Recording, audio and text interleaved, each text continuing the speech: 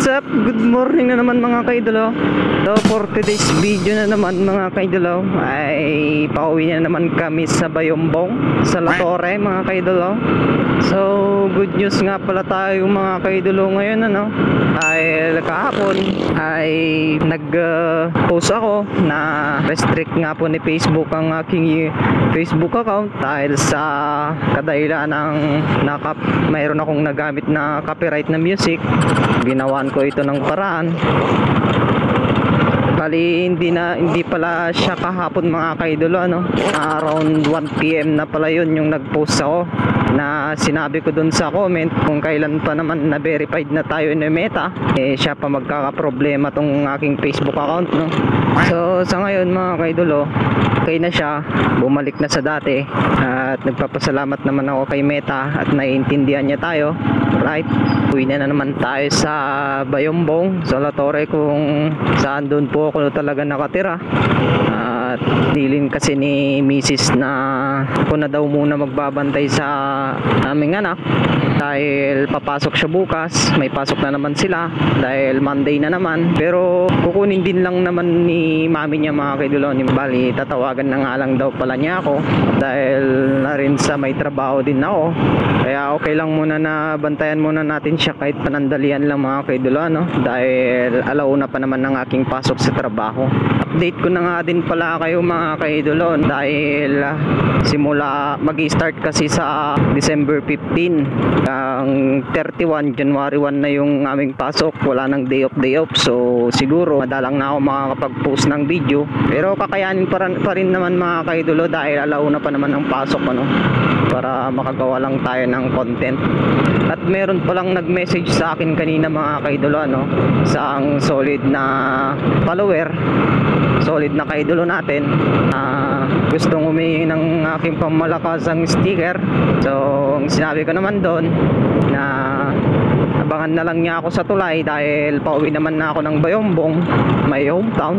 Na abangan niya lang niya ako kasi hindi na ako makakadaan sa binyang lugar dahil sa highway nga ako dadaan mga kaidolo at kasama ko nga itong aking pamilya na uuwi. At yun nga, naintindihan niya naman yung sitwasyon at sinabi na lang niya na next time na lang daw kung pwede, kaya nag-approve naman ako mga kaidolo sa mga solid supporters ko nga din pala dyan sa mga taga-Bambang merong nag-PM kasi sa akin na humingi ng ating pamalakasang sticker sa Bambang, pero taga-Abyan daw sila. Hindi ko naman kabisadong Bambang mga kaidolo, pero try natin pagtanong-tanong bali marami na naman tayong sticker na ipapamigay sa ating mga followers mga patuloy na sumasabaybay sa mga bawat videong ginagawa ko at mga nagre-react, nagko-comment.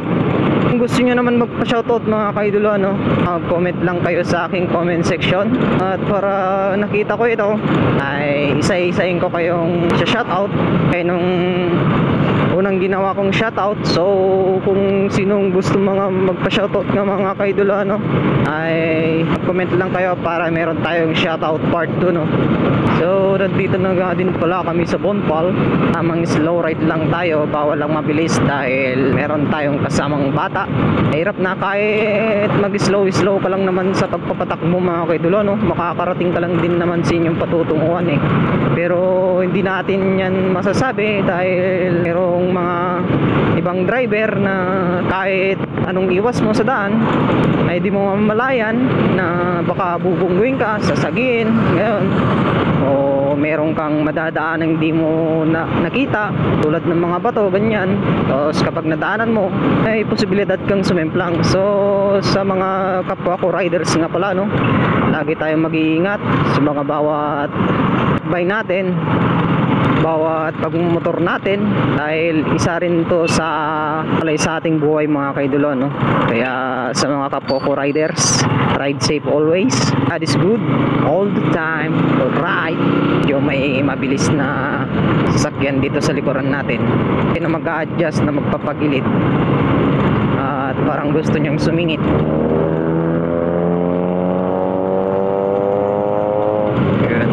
Nakita nyo naman yun mga kaidolo pero hindi naman kabilisan si Idol. Punta tayo dito sa intersection. Dahil legal naman malumiko mga kaidolo, ano. Saka ka lang naman titigil dyan kung naka yung timer, kung papasok ka ng bypass road. So yung mga nakita yung nakatigil nga pala kanina mga kaidolo, no?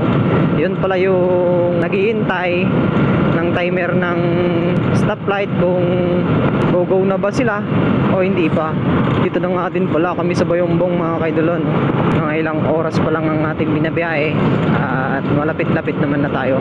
So liliko na tayo dito sa jet fuel at madadaanan na nga din namin itong sementeryo. At ito na ang arko ng aming barangay. Shoutout Barangay La Torre South. Yun, no. Papuntang daanan nga pala dito sa bahay namin mga kaidolo is turn left po tayo. Purok 3 po.